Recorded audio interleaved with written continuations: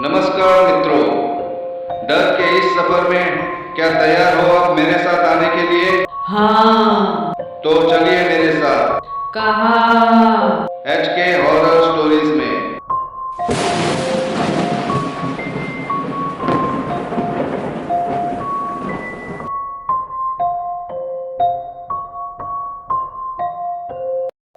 आज की हमारी कहानी का शीर्षक है तालाब की चुड़ैल।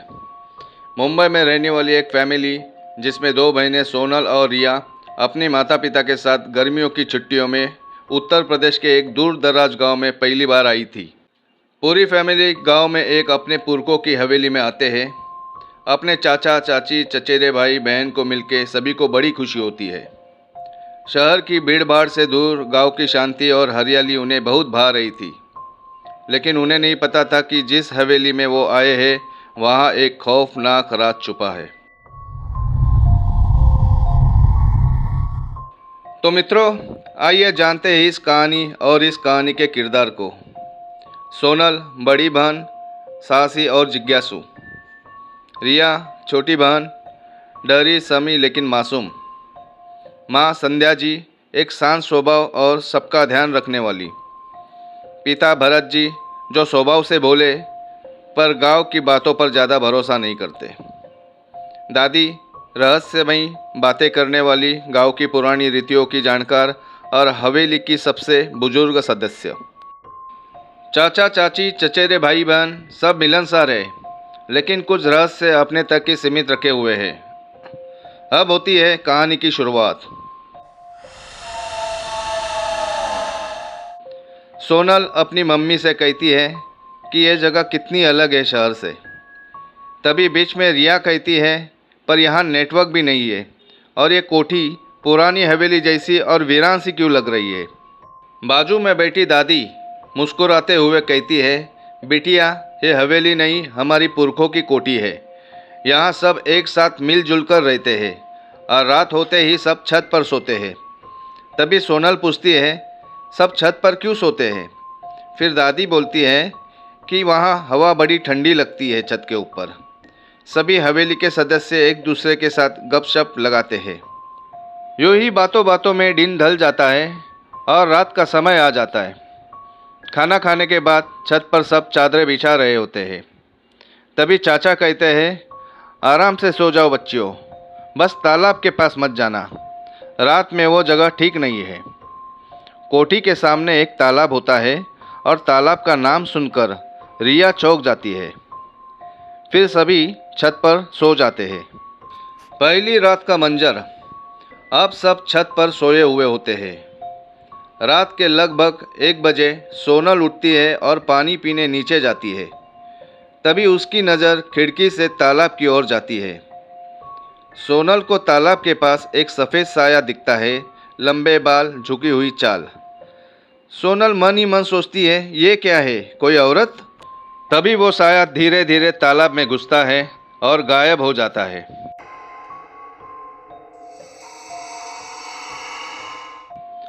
सोनल डर के मारे भागते हुए छत पर जाती है और चादर ओढ़ के सो जाती है।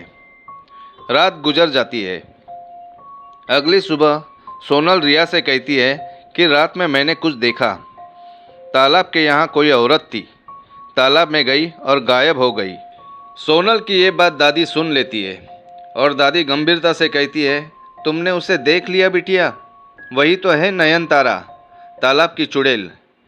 तब रिया डरते हुए कहती है, चुड़ैल? दादी आगे कहती है, कई साल पहले नयनतारा नाम की एक औरत को गांव वालों ने जलाकर इसी तालाब में मार दिया था। उसके बाद से हर अमावस की रात को वो लौटती है अपनी मौत का बदला लेने। ये सुनते ही सोनल और रिया बहुत डर जाती है।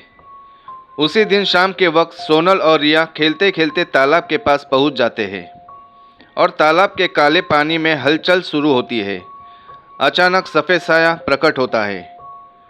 चुड़ैल धीमी आवाज़ में गूंजती है और कहती है, मुझे मेरा इंसाफ चाहिए, मैं किसी को नहीं छोड़ूंगी। सोनल और रिया चीखती है और दौड़कर हवेली की ओर भाग आती है। और घर में सबको ये बात बताती है। तभी चाचा जी और पिताजी दोनों ही उनको डांटते हैं और वहाँ जाने से मना किया था, फिर क्यों चले गए, ऐसा उन्हें कहते हैं। तभी दादी बीच में कहती है, बच्चियाँ डरी हुई है, अब आगे से वो ऐसी गलतियाँ नहीं करेंगे। उसी रात लगभग 11 बजे चाची और रिया गर्मी से परेशान होकर बालकनी में बैठी है। दूर से तालाब का पानी हल्का चमक रहा था।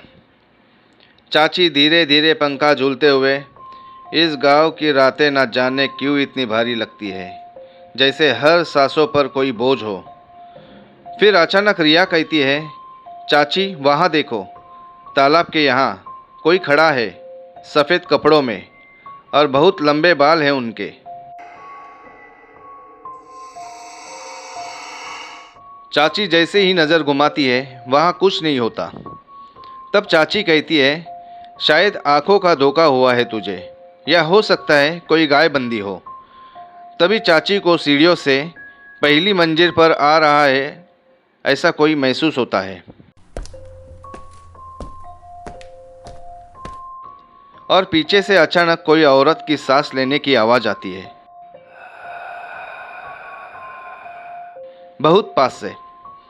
चाची डर के मारे धीरे धीरे पीछे मुड़ती है और पीछे कोई नहीं होता है। पर रिया कांपते हुए कहती है, चाची, जो औरत थोड़ी देर पहले नीचे देखी थी वो अब आपके पीछे खड़ी है, देखो उसके पैर भी उल्टे हैं। ये सुनते ही चाची की धड़कनें तेज हो जाती है और वो रिया को लेके भागने लगती है। पर वो भाग नहीं पा रही थी क्योंकि उस चुड़ैल ने चाची के पैर को जकड़ लिया था। तो चाची रिया को भागने के लिए कहती है और घर के सदस्यों से मदद लेने के लिए बोलती है। तब रिया जैसे तैसे वहाँ से भागने में सफल होती है और नीचे बैठे हुए दादी, चाचा, माँ और पिताजी को सब बात बता देती है। तभी सब दौड़कर पहली मंजिल पर आते हैं। उनके आते ही चुड़ैल चाची को छोड़ गायब हो जाती है। तभी सब चाची को लेके नीचे की तरफ जाते हैं। रात बीत जाती है। अब दूसरे दिन की शुरुआत हो जाती है। दोपहर को खाना खाने के बाद दादी सोनल को हवेली का पुराना संदूक दिखा रही होती है। दादी कहती है, इसमें तेरे बाबा के ज़माने की चीज़ें हैं। तभी सोनल की नज़र उस संदूक में रखी लाल साड़ी पे जाती है और वो दादी से पूछती है कि ये लाल साड़ी किसकी है। तभी दादी कहती है कि ये लाल साड़ी को कभी मत छूना, ये उसी की है जो तालाब में समा गई है। सोनल पूछती है, किसकी दादी, कौन है वो? दादी कहती है, वो मेरी जेठानी की बेटी थी, जवान थी, सुंदर थी, पर उसकी हरकतें डरावनी थी। वो रात को गांव के श्मशान में जादू टोना किया करती थी, इसलिए गांव वालों ने उसे चुड़ैल मानकर उसे जलाकर तालाब में डुबो दिया था। तब से उसकी आत्मा वही है। सोनल गलती से वो लाल साड़ी छू लेती है। तभी कमरे का तापमान अचानक गिर जाता है और सोनल के कानों में एक फटी फटी सी फुसफुसाने की आवाज़ आती है, अब तुम्हारी बारी। ये सुनकर सोनल काफ़ी डर जाती है। दिन ढल जाता है। रात का समय 9:15 बजे। सोनल हवेली की बालकनी में अकेली खड़ी किसी अपनी सहेली से बात कर रही होती है और सहेली से कहती है, यहाँ सब कुछ ठीक है, लेकिन थोड़ा अजीब ज़रूर लगता है, और हवेली के सामने का तालाब रात में चमकता है और बहुत डरावना लगता है, लेकिन गाँव है, आदत हो जाएगी। तभी पीछे से अचानक एक हंसी की आवाज़ आती है। सोनल पीछे मुड़कर कहती है, कौन? रिया, तू है क्या? पर उसे कोई नहीं दिखता। फिर वो आगे मुड़ती है और उसकी नज़र तालाब की ओर पड़ती है। तभी एक सफ़ेद आकृति तालाब में से निकलती है, वही चुड़ैल जिसको उसने पहले भी देखा हुआ था। चुड़ैल की गर्दन एक तरफ झुकी हुई, उसकी आंखें सीधी सोनल की आंखों में देखती है। सोनल डर के मारे घबराकर घर के अंदर दौड़ती है। सोनल ये बात किसी से नहीं कहती है। फिर थोड़ी देर बाद सभी साथ में खाना खा के छत पे सोने जाते हैं उस रात छत पर रात के 1:30 बजे होते हैं। पूरा परिवार सो रहा होता है। सोनल अचानक नींद से उठती है और बिना किसी शब्द के हवेली की सीढ़ियों की ओर चल देती है। तभी रिया आंखें खोलती है और सोनल को पूछती है कि दीदी कहाँ जा रही हो, पर सोनल उसकी बातों को अनसुना करती है। तब रिया उसके पीछे जाती है। सोनल दूसरी मंजिल पर एक बंद दरवाजे के सामने खड़ी होती है, जो दरवाज़ा कितने वर्षों से खुला नहीं। अचानक वो दरवाज़ा खुद ब खुद खुल जाता है। कमरे में गुफ अंधेरा, जमीन पर गीली मिट्टी और तालाब की गंध होती है। तब रिया सोनल को अंदर जाने से मना करती है, पर सोनल कहती है वो मुझे बुला रही है, मुझे जाने दो। रिया कहती है कौन बुला रही है दीदी, होश में आओ। तभी अचानक वही तालाब की चुड़ैल चेहरा बालों से ढका हुआ सोनल के सामने आती है और गुस्से से कहती है अब तुम्हारी बारी है। ऐसा कहकर सोनल को रूम के अंदर खींचती है और रूम खुद ब खुद बंद हो जाता है। यह देख के रिया जोर जोर से चिल्लाती है। रिया की आवाज़ सुनकर सभी छत पर सोए हुए सदस्य दौड़कर रिया की तरफ आते हैं। रिया बहुत डरी हुई होती है। सब उसे पूछते हैं क्या हुआ, तुम क्यों चिल्लाई। तभी डरते हुए रिया सोनल के साथ जो हुआ उन्हें बता देती है। रिया की ये बात सुनते ही सबके होश उड़ जाते हैं। पिताजी और चाचा जी दोनों मिलकर वो रूम का दरवाज़ा तोड़ देते हैं और रूम के अंदर घुसते ही देखते हैं कि सोनल एक कोने में उखड़ू बैठी मुंडी को आगे पीछे हिला रही होती है और उसकी हथेली पर गहरे नाखूनों के निशान होते हैं और वो सभी की तरफ देखकर बड़बड़ाती है मैं हूँ नयनतारा, नयनतारा, मेरा बदला अभी अधूरा है। आवाज़ हवेली में ज़ोर ज़ोर से गूंजने लगती है। माँ घबरा कर कहती है सोनल बेटी तुम ठीक हो ना। तब सोनल माँ की तरफ मुड़ती है, आंखें सफ़ेद, आवाज़ गहरी और कहती है मुझे कोई नहीं रोक सकता, मैं एक एक को लेकर जाऊंगी।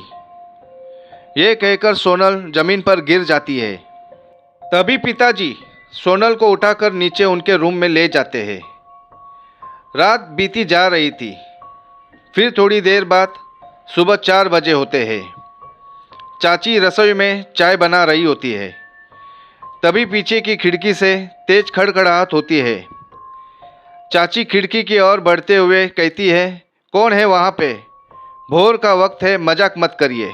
लेकिन जैसे ही वो खिड़की से झांकती है चाची आंखें फाड़ते हुए चौंक जाती है, क्योंकि वो देखती है कि सोनल नीचे सर झुकाए तालाब की दिशा की ओर जा रही होती है। तभी चाची तुरंत ही ये बात घर के सदस्य को बताती है और सभी दौड़ते हुए सोनल के पास जाते हैं और उसे रोकते हैं और पूछते हैं कि वो इस वक्त कहाँ जा रही है। तभी सोनल कहती है कि उसे नहीं पता कि वो यहाँ कैसे आई। फिर सभी सोनल को लेके घर में आते हैं। अब सभी को बड़ी टेंशन हो जाती है। तब दादी कहती है कि अब कुछ तो करना पड़ेगा, नहीं तो वो चुड़ैल हमारे पूरे परिवार को खा जाएगी। उस दिन चाचा जी और पिताजी दोनों गांव से दूर काम के सिलसिले में बाहर जाते हैं। अब हवेली के अंदर का माहौल बदल चुका था। दीवारों पर से रंग उखड़ने लगे थे। खिड़कियां बिना हवा के खुद ब खुद हिल रही थी और हर कोना एक अदृश्य निगाह में डूबा हुआ लगता था। सोनल हर रात नींद में चलने लगी थी, लेकिन कोई ना कोई उसे वापस ले आया करता था। लेकिन एक रात सोनल सीढ़ियों से उतरकर सीधा उस कमरे में जाती है जिसे हमेशा बंद रखा गया था। कमरा खुल जाता है, अंदर से ठंडी धुंध निकलती है। जब परिवार उसे ढूंढता है वो उस कमरे के बीच में खड़ी होती है। उसकी आंखें अब बिल्कुल सफ़ेद थी और चेहरा ऐसा जैसे किसी मृत औरत का था। होठ सूजे हुए, होठों के कोनों पर खून की पतली लकीरें, चेहरे पर भयानक मुस्कान, और वो सभी को घूरती रहती थी और कहती थी मैं नयनतारा हूँ, नयनतारा, तुम सब ने मुझे भुला दिया था, पर अब मैं लौटी हूँ और ये शरीर अब मेरा है। माँ रोते हुए घुटनों पर गिरकर चिल्लाती है, हे नयनतारा, मेरी बच्ची को छोड़ दे। तुझे जो चाहिए वो ले जा, मेरी सोनल को छोड़ दे। तभी सोनल, जो अब नयनतारा के वश में है, वो हंसते हुए कहती है, अब तुम सब सिर्फ देखोगे कैसे एक एक करके मैं सभी को ले जाऊंगी। तभी कमरे की सारी लाइटें बुझ जाती है, हर तरफ अंधकार छा जाता है। अब सिर्फ सोनल की दहकती आंखों की चमक दिख रही थी, जो एक कोने में चुपचाप खड़ी थी। दादी, जो इस सब के बीच अब तक चुप थी, अचानक कपते हुए आवाज में बोल उठती है, ये वही है नयनतारा। इसे कुछ साल पहले गांव के लोगों ने मार दिया था। अब इसकी आत्मा तालाब के बीच भटकती है और अब ये मेरे पोती के शरीर में जी रही है। सोनल यानी नयनतारा दादी से कहती है, अब मैं किसी को नहीं छोड़ूंगी। अब देख, मैं तुझे भी राख में बदलूंगी। ऐसा कहकर सोनल दादी की तरफ ऐसी बढ़ती है जैसे हवा में तैर रही हो। दादी राम नाम जपने लगती है, लेकिन तभी उनकी माला अपने आप टूटकर जमीन पर गिरती है। पल भर में दादी जमीन पर गिर जाती है और वो बेहोश हो जाती है। चाची डर से कोने में छिपकर बार बार सिर्फ एक बात दोहरा रही थी, तालाब में उसे मारा गया था, अब वो सबको तालाब में ले जाएगी, सबको डुबा देगी। तभी सोनल यानी नयनतारा पलटती है, हवा में हाथ उठाकर चाची की गर्दन को जोर से पकड़ती है।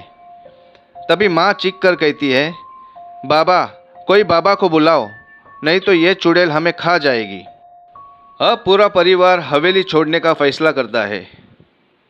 तभी सभी दरवाजे खुद ब खुद बंद हो जाते हैं, सभी खिड़कियां अंदर की ओर से जाम हो जाते हैं। पूरा परिवार अब हवेली के एक कोने में घिरा हुआ होता है। एक और बेहोश दादी, दूसरी और दीवार से टकराई चाची, और अब सोनल यानी नयनतारा के सामने कोई नहीं टिक पा रहा था।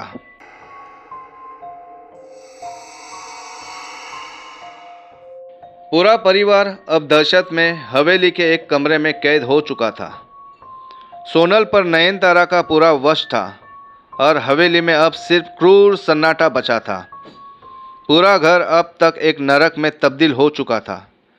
दीवारें कांप रही थी, हवा में बदबू थी जले हुए मांस की, और हर कमरे में अब भी सोनल की भयानक हंसी गूंज रही थी।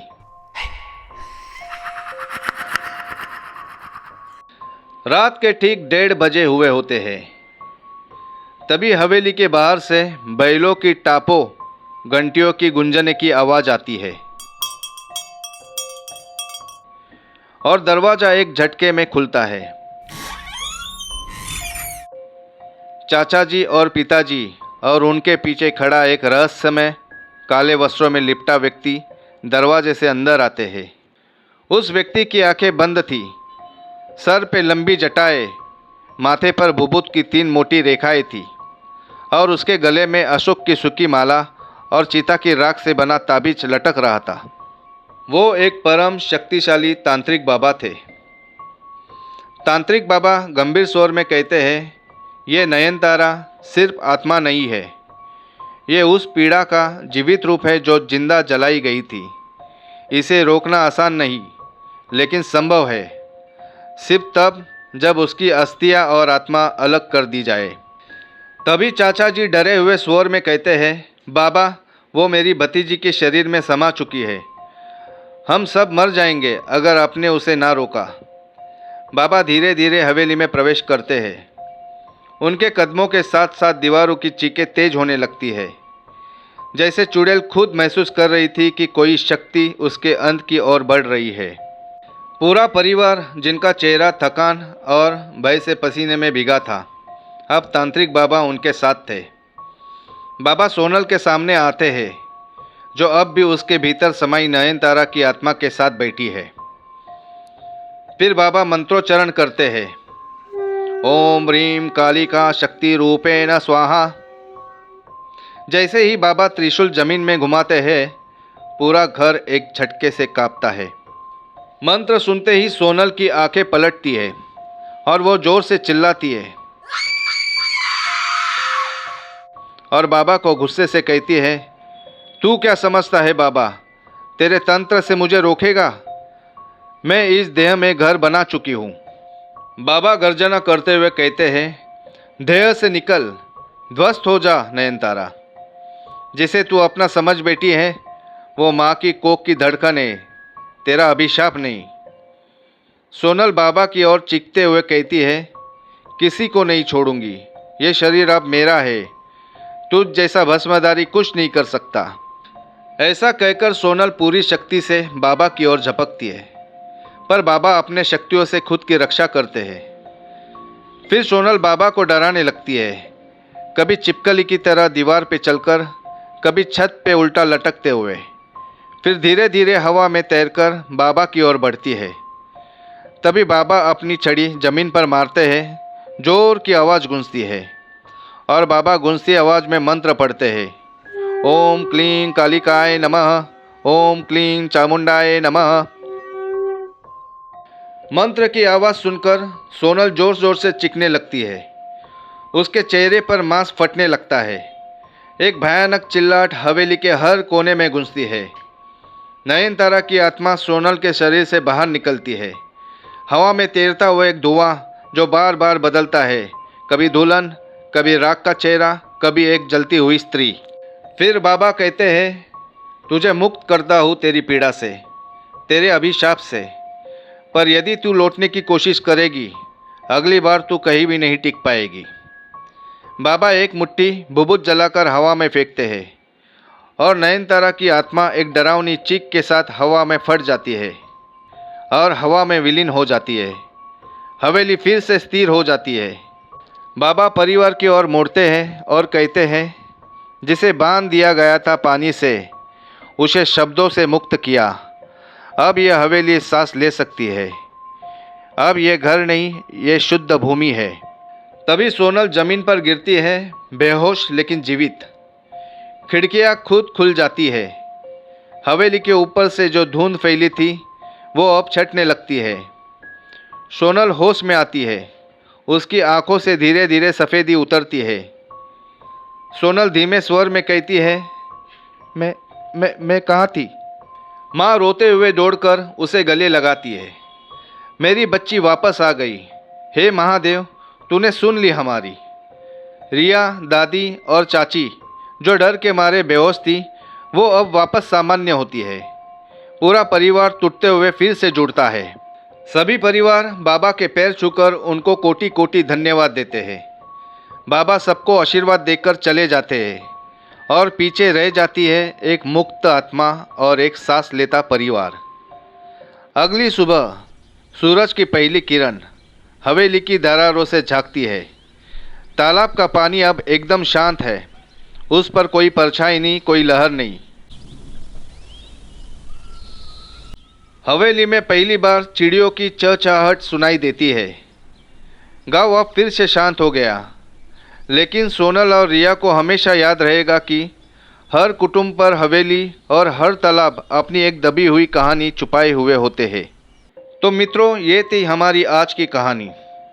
जो आत्मा बनती है नफरत से, उसे जल से मुक्ति नहीं मिलती। उसे केवल आग और आस्था का संग ही शांति देता है। आज इस हवेली ने वो तांडव देखा और शांति पाई, लेकिन क्या हर आत्मा मुक्त होती है? आप कमेंट्स करके हमें ज़रूर बताएं।